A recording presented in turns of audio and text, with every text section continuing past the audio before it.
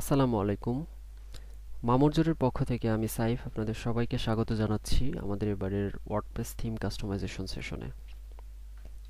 গত পর্বে আমরা আমাদের ওয়ার্ডপ্রেস ইনস্টলেশনটা দেখছিলাম যে আমরা কিভাবে একটা ডাটাবেস ক্রিয়েট করে ডাটাবেসে আমরা ওয়ার্ডপ্রেসকে ইমপ্লিমেন্ট করতে পারি এবং ওয়ার্ডপ্রেস কিভাবে ইনস্টল দিতে পারি সেটা আমরা দেখেছিলাম। এবং ওয়ার্ডপ্রেস ইনস্টল দেওয়ার পরে প্রাথমিক অবস্থায় আমাদের ওয়েবসাইটের লুকটা কীরকম থাকে, ওয়েবসাইটটা কীরকম দেখায় সেটাও দেখেছিলাম। এরকম ভাঙাচোরা কিছু একটা ওয়েবসাইট থাকে। তো এই পর্বে আমরা ওয়ার্ডপ্রেসের ড্যাশবোর্ড নিয়ে একটু জানবো যে ড্যাশবোর্ডে কি কি জিনিস থাকে, এখানে কি অপশন থাকে, আমরা কাস্টমাইজেশনে আমরা কি কি অপশন নিয়ে কাজ করতে পারি সেই জিনিসগুলো আমরা এখানে দেখব। তো ওয়ার্ডপ্রেস ইনস্টল দেওয়ার পরে প্রথমেই যে ইন্টারফেসটা ওপেন হয় সেইটা হচ্ছে একটা ওয়েলকামিং মেসেজ দেখায় প্রথমেই, যে ওয়েলকাম টু ওয়ার্ডপ্রেস। এখানে ওয়ার্ডপ্রেস কাস্টমাইজেশন করার কিছু অপশন আর কি এখানে দেখায়, যে এখান থেকে ইজিলি ওখানে যেয়ে তারপরে কাস্টমাইজ করা যায়। এখান থেকে ব্লগ পোস্ট আমরা চাইলে নতুন করে কোনো পোস্ট অ্যাড করতে চাইলে এখান থেকে দিয়ে দিতে পারি, অথবা চাইলে এখানে যে অপশন আছে পোস্ট এখান থেকেও দিতে পারি। কোনো পেজে যেতে গেলে বা হোম পেজে যেতে বা সাইটটাকে ভিজিট করতে এই ধরনের কিছু অপশন আর কি এখান থেকে যেতে পারি।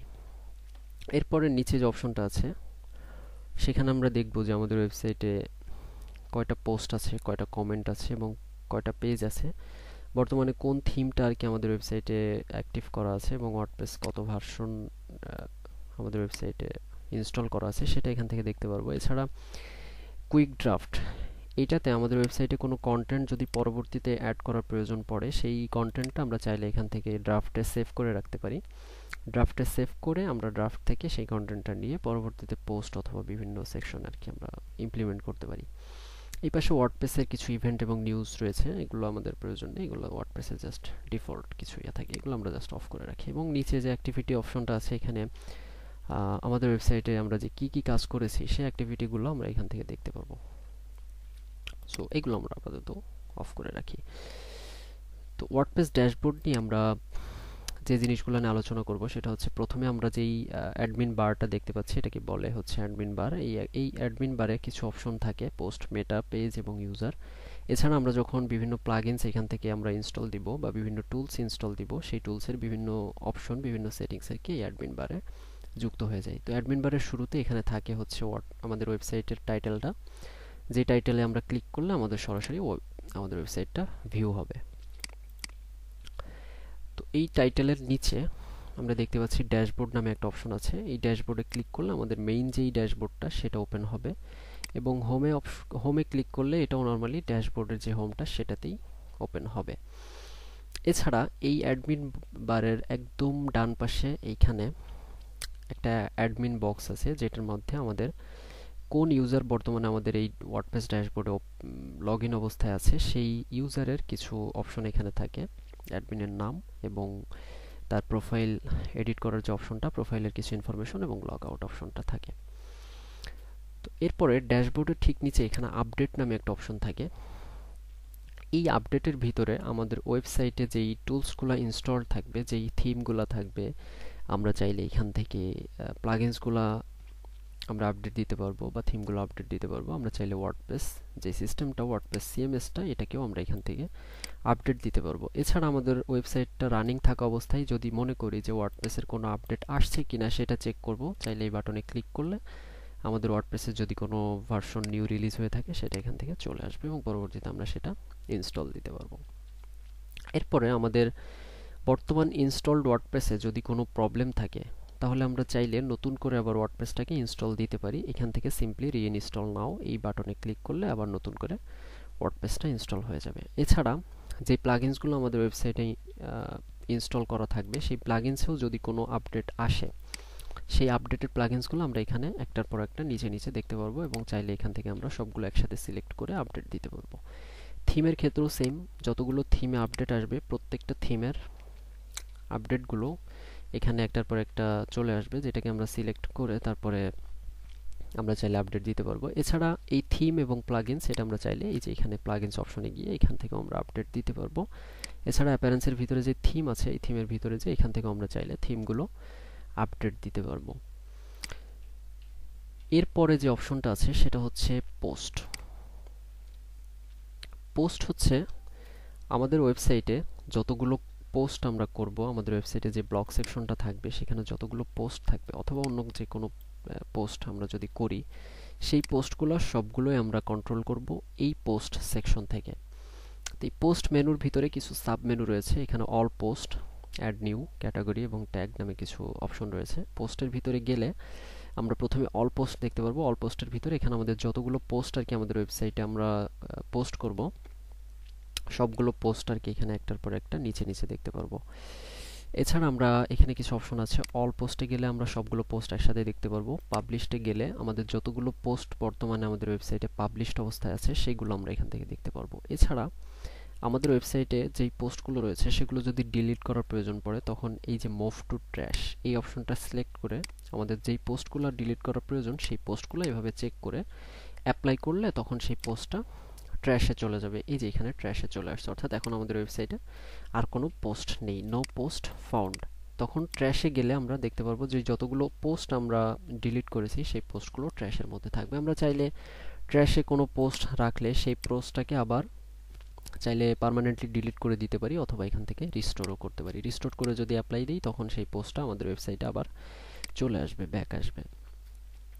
এরপরে নিচে যে অপশনটা আছে সেটা হচ্ছে অ্যাড নিউ, অর্থাৎ আমাদের এখানে যতগুলো পোস্ট বাই ডিফল্ট রয়েছে, আমাদের যদি নতুন করে কোনো পোস্ট অ্যাড করার প্রয়োজন পড়ে, সিম্পলি আমরা অ্যাড নিউতে ক্লিক করে তারপরে আমাদের পোস্টগুলো আমরা এখান থেকে দিয়ে দিতে পারবো। তো এখন ওয়ার্ডপ্রেসের ডিফল্ট যেই এডিটর অর্থাৎ গুটেনবার্গ সেটা এখানে ইনস্টলড অবস্থা, সেটা এখানে অ্যাক্টিভ অবস্থায় আছে। তো গুটেনবার্গ নিয়ে আমরা যখন পরবর্তী টিউটোরিয়াল আলোচনা করব সেটা তখন আমরা দেখব। তো আপাতত আমরা এই গুটেনবার্গ এডিটরটাকে আমরা ডিসেবল করে রাখবো আমাদের বোঝার সুবিধার জন্য। আমরা যখন নেক্সটে গুটেনবার্গ নিয়ে কথা বলবো তখন এটাকে আমরা ইন ডিটেলসে আলোচনা করার ট্রাই করব। তো গুটেনবার্গটা ডিসেবল করার জন্য এখানে অনেকগুলো প্লাগইনস রয়েছে, সিম্পলি সেই প্লাগইনসগুলো ইনস্টল দিয়ে অ্যাক্টিভ করে নিলে গুটেনবার্গটা ডিসেবল হয়ে যাবে। আমি ডিসেবল গুটেনবার্গ এই প্লাগইনসটাই সবসময় ইউজ করি। প্লাগইনসটা এখান থেকে সিম্পলি ইনস্টল করে অ্যাক্টিভ করে নিলেই হবে। আমরা কিভাবে প্লাগইনস অ্যাক্টিভ করতে হয় এবং প্লাগইনস নিয়ে কি কি কাজ করতে পারি আমরা সেগুলো আমরা পরবর্তীতে দেখব। আমি সিম্পলি গুটেনবার্গটা ডিসেবল করে নেওয়ার জন্য এই প্লাগইনসটা ইনস্টল দিয়ে নিলাম। এখন যদি পোস্ট অপশনে যে অ্যাড নিউতে ক্লিক করি তখন আমরা দেখব যে আমাদের ইন্টারফেসটা টোটালি চেঞ্জ হয়ে গিয়েছে। তো আমরা এটা নিয়ে কাজ করি, গুটেনবার্গটা আমরা পরবর্তীতে দেখব। তো এখানে আমরা যখন অ্যাড নিউ পোস্টে যাব তখন এখানে পোস্টের একটা টাইটেল দেওয়ার একটা অপশন পাবো এবং নিচে ডেসক্রিপশনের একটা অপশন পাবো। তো আমরা একটা ডামি টেক্সট নিয়ে আসি, লরাম ইপসন থেকে আমরা কিছু ডামি টেক্সট নিয়ে এসে তারপরে পোস্ট করি, দেখি যে কি কাজ করে। এখান থেকে সিম্পলি এটাকে টাইটেল হিসেবে রাখবো, ডাটাবেসটাকে প্রয়োজন নেই, আমরা টাইটেল হিসেবে এটা রাখি এবং এখানে যে কন্টেন্টগুলো রয়েছে সেই কন্টেন্টগুলো আমরা বডিতে দিয়ে দিই। বডিতে দেওয়ার পরে একদম ডান পাশে এখানে পাবলিশ নামে একটা অপশন আছে। তো এখানে আমরা যখন কোনো পোস্ট আমরা লিখব, তো পোস্ট পাবলিশ করার আগে আমাদের কিছু জিনিস এখান থেকে জানা প্রয়োজন। এখানে প্রথমে যেই বক্সটা আছে সেটা হচ্ছে পোস্টের টাইটেল, এরপরে যে বক্সটা আছে সেটা হচ্ছে পোস্টের ভিতরে যে কন্টেন্টগুলো থাকবে সেই কন্টেন্টগুলো আমরা চাইলে এখান থেকে অ্যাড মিডিয়াতে গিয়ে আমরা এখান থেকে চাইলে ইমেজ অ্যাড করতে পারি বা অডিও ভিডিও যে কোনো কিছু আমরা অ্যাড করতে পারি। চাইলে আমরা এখান থেকে প্যারাগ্রাফ হবে কিনা বা সেটা হেডিং হবে কিনা সেটা আমরা এখান থেকে দিয়ে দিতে পারি। যদি আমরা চাই যে শুধুমাত্র এই দুইটা লেখা একটু বড় দেখাবে তখন আমরা এখান থেকে এটা সিলেক্ট করে দিলে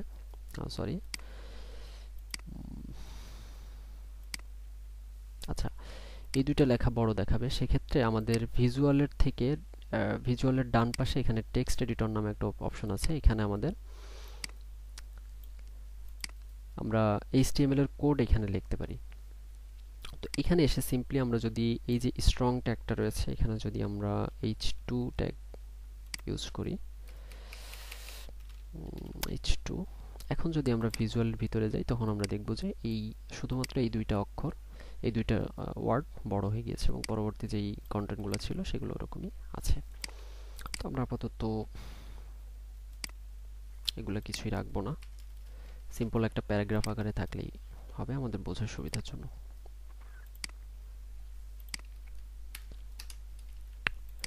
হ্যাঁ, ভিজুয়ালে এরকম আছে। একদম ডান পাশে এই সাইডে যেই অপশনগুলো আছে সেগুলো আমরা একটু জানি। এখানে প্রথমে আছে হচ্ছে পাবলিশ, অর্থাৎ আমাদের এই যে পোস্টটা আমরা পাবলিশ করব সেই পোস্টটা আমরা চাইলে এখান থেকে ড্রাফটে সেভ করে পরবর্তীতে আমরা ড্রাফট থেকে সেই পোস্টগুলো করতে পারি, পাবলিশ করতে পারি, বা চাইলে এখান থেকে আমরা সরাসরি প্রিভিউ দেখে তারপর আমরা পোস্টটা পাবলিশ করতে পারি। এরপরে যে অপশনটা আছে সেটা হচ্ছে স্ট্যাটাস, অর্থাৎ এই পোস্টটা কি ড্রাফটে থাকবে নাকি পেন্ডিং রিভিউ থাকবে নাকি সরাসরি পাবলিশ হয়ে যাবে, সেই অপশনটা এখান থেকে দিয়ে দিতে পারি। তো এটা হচ্ছে আপাতত কিছুই রাখবো না, আপাতত ড্রাফটেই থাক, আমরা এটা পরবর্তীতে পাবলিশ করে দিব। ভিজিবিলিটি, এটা কি পাবলিক অবস্থায় থাকবে নাকি এটা পাসওয়ার্ড প্রোটেক্টেড থাকবে। আমরা যদি এখান থেকে কোনো একটা পাসওয়ার্ড দিয়ে দিই, সাপোজ 1234 বা যা কিছু হোক না কেন, তো এই পাসওয়ার্ডটা যতক্ষণ পর্যন্ত আমার এই পোস্টে এন্টার না করব ততক্ষণ পর্যন্ত সেটা পাসওয়ার্ড প্রোটেক্টেড থাকবে, সেটার কন্টেন্টগুলো দেখতে পারবে না। এরপরে আছে হচ্ছে প্রাইভেট। প্রাইভেট বলতে এই পোস্টটা শুধুমাত্র অ্যাডমিনই দেখতে পারবে, লগ ইন থাকা অবস্থায় অ্যাডমিনই দেখতে পারবে, আর আদারওয়াইজ অন্য কোনো ইউজার এটাকে দেখতে পারবে না। তো প্রথম অবস্থায় পাবলিকই থাক। এরপরে পাবলিকের নিচে একটা অপশন আছে stick this post in the front page, অর্থাৎ এই পোস্টটা যদি আমরা চাই যে স্টিক করে দিব তখন এই পোস্টটা আমাদের ওয়েবসাইটে সবসময় ওপরেই দেখাবে, অর্থাৎ পরবর্তীতে আমাদের যত পোস্ট আমরা এখানে পোস্ট করব, পাবলিশ করব, প্রত্যেকটা পোস্ট নিচে চলে যাবে, বাট এই পোস্টটা যত পুরাতনই হোক না কেন সেটা সবসময় টপে থাকবে। এটা হচ্ছে স্টিকটা চেক করে দিলে। এরপরে যে অপশনটা আছে সেটা হচ্ছে পাবলিক ইমিডিয়েটলি। আমরা যদি চাই যে এখান থেকে কোনো ডেট ফিক্সড করে দিব, যে ডেটে এইটা এক্স্যাক্টলি সেই ডেটে এবং সেই টাইমে এটা পাবলিশ হয়ে যাবে অটোমেটিক্যালি, সেটা আমরা চাইলে এখান থেকে দিয়ে দিতে পারি। এরপরে যে অপশনটা আছে সেটা হচ্ছে ক্যাটাগরি। এই ক্যাটাগরিগুলো আমরা বাম পাশে এইখান থেকেও ক্যাটাগরি সিলেক্ট করে দিতে পারি যে এই পোস্টটা কোন ক্যাটাগরির। আমরা চাইলে অ্যাড নিউতে গিয়ে এটা যদি টেকনোলজি রিলেটেড কোনো পোস্ট হয়, আমরা সিম্পলি এখানে টেকনোলজি লিখে অ্যাড নিউ ক্যাটাগরি দিলে এটা এখানে অ্যাড হয়ে যাবে। আমরা চাইলে মাল্টিপল ক্যাটাগরিও ইউজ করতে পারি, টেকনোলজি বা এটা হচ্ছে ফিচার্স, এই ক্যাটাগরিতেও আমরা চাইলে এখানে অ্যাড করতে পারি, বা যে কোনো কিছু আমরা চাইলে একসাথে একটা অথবা দুইটা, তিনটা, চারটা, পাঁচটা যে কোনো ধরনের ক্যাটাগরি আমরা দুই বা ততোধিক ক্যাটাগরি এখানে সিলেক্ট করে দিতে পারি। এরপর আছে হচ্ছে ট্যাগ। আমাদের এই পোস্টের যদি কোনো ট্যাগ ইউজ করতে চাই, যেই ট্যাগগুলো পরবর্তীতে আমাদের এসইও করার ক্ষেত্রে কাজে লাগবে, এসইও করার ক্ষেত্রে খুবই গুরুত্বপূর্ণ ট্যাগ, তো এই ট্যাগগুলো যদি আমরা চাই এখানে দিয়ে দিতে পারি। তো টেকনোলজির ভিতরে আমাদের এই পোস্টটা যদি হয় সাইবার সিকিউরিটি নিয়ে, আমরা চাইলে সাইবার সিকিউরিটি একটা ট্যাগ অ্যাড করে দিতে পারি, সিম্পলি অ্যাড অপশনে গেলে এটা অ্যাড হয়ে যাবে সাইবার সিকিউরিটি। এছাড়া এটা যদি হয় কি দিয়ে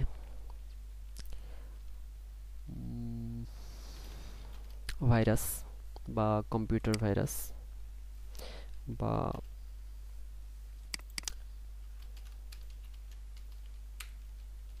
ওয়েব সিকিউরিটি, আমরা এখানে সাইবার সিকিউরিটি এবং ওয়েব সিকিউরিটি দুইটা ট্যাগ অ্যাড করলাম। এরপরে যে অপশনটা আছে সেটা হচ্ছে পোস্ট অ্যাট্রিবিউট।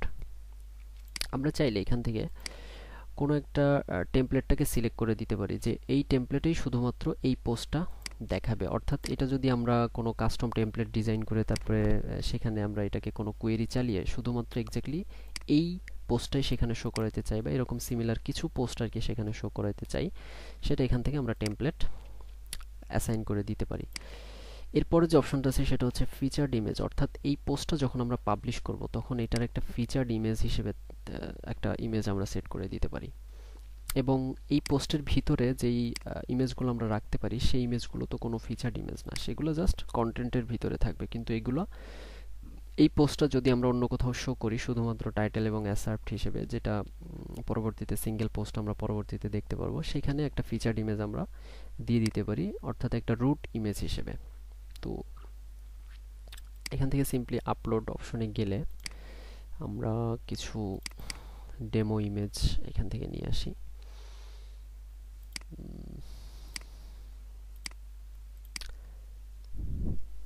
হ্যাঁ, আমরা একটা ডেমো ইমেজ নিয়ে এসে এটাকে একটা ফিচার্ড ইমেজ হিসেবে রেখে দিই। দিয়ে এটা যদি এখন পাবলিশ করি, পাবলিশ করার পরে এখানে ভিউ পোস্টে যাই, হ্যাঁ এখানে আমরা দেখতে পাচ্ছি যে পোস্টটা পাবলিশ হয়ে গিয়েছে এবং ফিচার্ড ইমেজ হিসেবে যে ইমেজটা দিয়েছিলাম সেটা টপে চলে আসছে এবং এখানে তার টাইটেলটা আছে, টাইটেলের নিচে কিছু ইনফরমেশন শো করছে, অর্থাৎ এই পোস্টটা কে করেছে, অ্যাডমিন, এবং কত তারিখে এটা করা হয়েছে, এবং এই পোস্টে কোনো কমেন্ট আছে কিনা, সেই জিনিসগুলো এখানে দেখতে পাচ্ছি।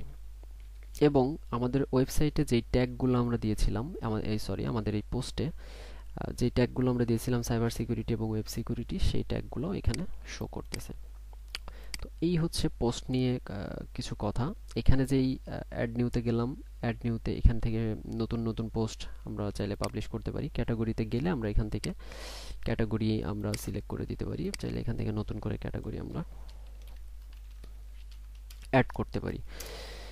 এছাড়া নিচে যে ট্যাগস নামে অপশন আছে, এখান থেকে আমরা ট্যাগ সিলেক্ট করে দিতে পারি। এছাড়া আমরা যখন কোনো পোস্ট পাবলিশ করব, এখান থেকেও আমরা চাইলে ট্যাগস বা ক্যাটাগরি অ্যাড করতে পারি। তো আজকের পর্ব এই পর্যন্তই। আমরা নেক্সট পর্বে মিডিয়া, পেজ, কমেন্ট, আরও বাকি যেই টুলসগুলো রয়েছে, বাকি যে অপশনগুলো রয়েছে, সেগুলো নিয়ে আলোচনা করব। তো এ পর্যন্ত সাথে থাকার জন্য সবাইকে ধন্যবাদ।